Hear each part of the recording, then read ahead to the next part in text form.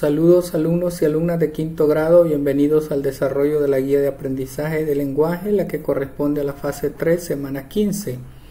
La unidad 8 se llama Nos informamos, los contenidos son los textos explicativos o expositivos, el párrafo en textos explicativos o expositivos, ideas principales y secundarias, clases de sujetos en la oración explícito y tácito, y la producción está orientada a la identificación de la estructura del texto expositivo. La actividad 1 lee el título del siguiente texto: Los fósiles, recuerdo del pasado. ¿Sabes qué es un fósil? Pues son restos de animales encontrados de hace muchísimos años. ¿De qué crees que tratará el texto? De animales que existieron hace mucho tiempo. Veamos: los fósiles, recuerdos del pasado. Cuando un animal o una planta deja de vivir, usualmente no queda rastro de él, ya sea por otro animal que lo come o por pudrirse en el suelo o en el agua. Pero a veces el animal o planta es enterrado en arena o lodo antes de ser destruido. Cuando eso sucede y las condiciones son adecuadas, la forma del animal o planta se conserva como fósil. Los fósiles de animales o plantas se encuentran en rocas sedimentarias. El fósil es literalmente convertido en roca debido a que ha sido mineralizado o petrificado. Un fósil también puede ser una huella o una impresión de un ser de una época pasada. Algunos organismos se fosilizan bien, otros no. Los fósiles más comunes corresponden a las partes duras de los animales como las conchas, los dientes y los huesos. Sin embargo, también se han encontrado plumas y pieles fosilizadas. Los fósiles más reconocidos por todos son los de los prehistóricos dinosaurios. Los huesos y las huellas fosilizadas de estos enormes y antiguos reptiles se pueden ver en muchos museos del mundo. ¿Sabías que el estudio de los fósiles por geólogos y biólogos se conoce como paleontología? Gwen Linster, a sus 14 años, descubrió el esqueleto fosilizado de un dinosaurio con forma de ave. Debido a su pequeño tamaño fue llamado Bambiraptor. También se han encontrado insectos como ácaros y moscas completamente preservados en ámbar. El ámbar es la resina fosilizada de los árboles. Responde en tu cuaderno: ¿acertaste en tu predicción acerca del contenido del texto? Sí, se trata de un texto similar. ¿Te pareció importante el contenido de la lectura? ¿Por qué? Sí, es importante porque conocemos más de la historia. ¿Cuál crees que es el propósito e intención de un texto como este? Conocer las características de animales o plantas que existieron hace muchos años. ¿Cuáles son los fósiles más reconocidos?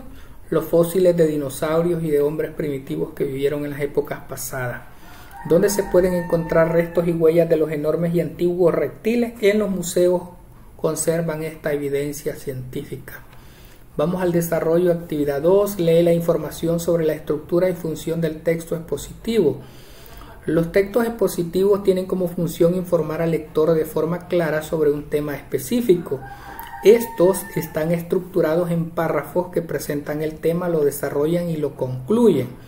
Observa cómo se ha estructurado el texto leído en la actividad 1. Miren, la primera parte o el primer párrafo tiene que ver con la presentación. Plantea el tema y lo contextualiza en un párrafo. Luego tenemos el desarrollo, que es donde se presenta la explicación del texto de forma lógica y clara. En este caso está conformado por 4 párrafos, podría ser 1 o 2 o 3. Y por último tenemos la conclusión, que es donde se cierra la explicación del tema expuesto. Responde en tu cuaderno: ¿sobre qué nos informa el texto anterior? Sobre los fósiles. ¿La información presentada es clara? Sí, es clara y muy detallada sobre el tema del que se habla. ¿En cuántos párrafos está estructurado el texto? En 8 párrafos. Lee la información siguiente sobre las ideas principales y secundarias en un párrafo. Los párrafos son fragmentos de texto que desarrollan una idea completa. En un texto expositivo podemos encontrar varios párrafos y cada uno presenta una idea principal y una o varias secundarias. Las ideas principales expresan la información básica y fundamental del tema que se trata, mientras que las ideas secundarias expresan detalles o aspectos derivados del tema principal. Observa el siguiente párrafo. Miren, aquí tenemos un párrafo donde las primeras 2 líneas son ideas principales y las otras partes del texto se refiere a ideas secundarias. Escribe en tu cuaderno el párrafo 3 del texto de la actividad 1 e identifica las ideas principales y secundarias. Aquí tengo el párrafo 3 Algunos organismos se fosilizan bien, otros no. Los fósiles más comunes corresponden a las partes duras de los animales, como las conchas, los dientes y los huesos. Sin embargo, también se han encontrado plumas y pieles fosilizadas.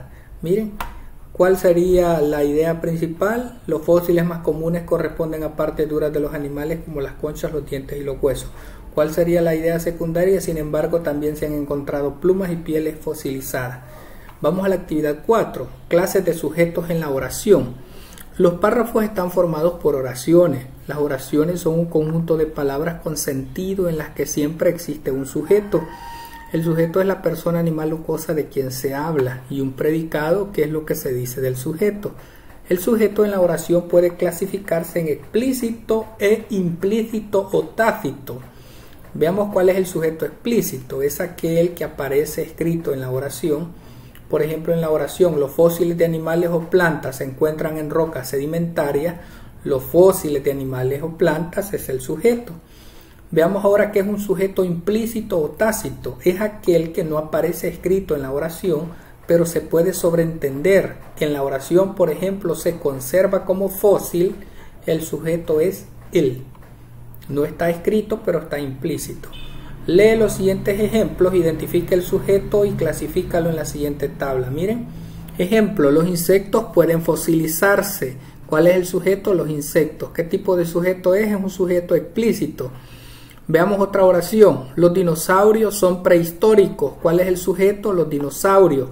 ¿Qué tipo de sujeto es? Explícito. A sus 14 años descubrió el esqueleto fosilizado de un dinosaurio. ¿Cuál es el sujeto? Él. ¿Qué tipo de sujeto es? Implícito o tácito. Los organismos pueden o no fosilizarse. ¿Cuál es el sujeto? Los organismos. ¿Qué tipo de sujeto es? Explícito. Es la resina fosilizada de los árboles. ¿Cuál es el sujeto? Ella.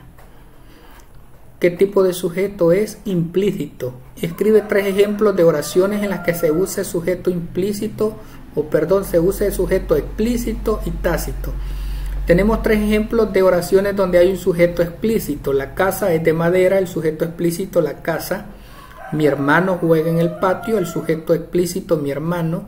Mi teléfono es de color negro, sujeto explícito, mi teléfono. Veamos ejemplos de oraciones con sujeto tácito. Fuimos a la playa ayer. El sujeto tácito es nosotros. Iba manejando tranquilamente y estacioné. Sujeto tácito, yo. ¿A dónde piensan ir? Sujeto tácito, ellos, ellas o ustedes. Estaba tranquilo porque le habían dicho, por lo que le habían dicho. Sujeto tácito, él. Quiso ir a su casa, pero su madre se lo prohibió. Sujeto tácito, él o ella. Y luego viene la actividad 5, lee el siguiente texto. La contaminación de ríos y mares es provocada generalmente por el ser humano, quien convierte las aguas en peligrosas para el consumo, la industria, la agricultura, la pesca y las actividades recreativas, así como para los animales. Se llama contaminación acústica al exceso de sonido que altera las condiciones normales del ambiente en una determinada zona. Es provocada por las actividades humanas tales como el tráfico, las industrias, locales de ocio, aviones, barcos, entre otros. Produce efectos negativos en la salud auditiva, física y mental de los seres vivos.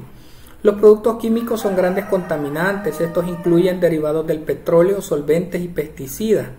La presencia de contaminantes en un suelo supone la existencia de efectos nocivos para el hombre, la fauna en general y la vegetación. Aquí hemos identificado los elementos de la estructura: presentación, desarrollo y conclusión. Nos pide que identifiquemos con colores diferentes la idea principal y la idea secundaria en cada párrafo. La idea principal está en rojo en cada uno de los 3 párrafos y la idea secundaria en cada uno de los 3 párrafos está señalada en color azul. Y luego nos pide que identifiquemos oraciones con sujeto tácito y explícito en el texto leído. Eso se los asigno a ustedes para que lo realicen.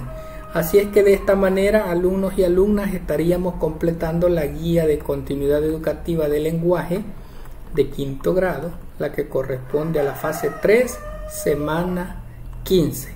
Ha sido un gusto, muchas gracias, bendiciones para todos y todas.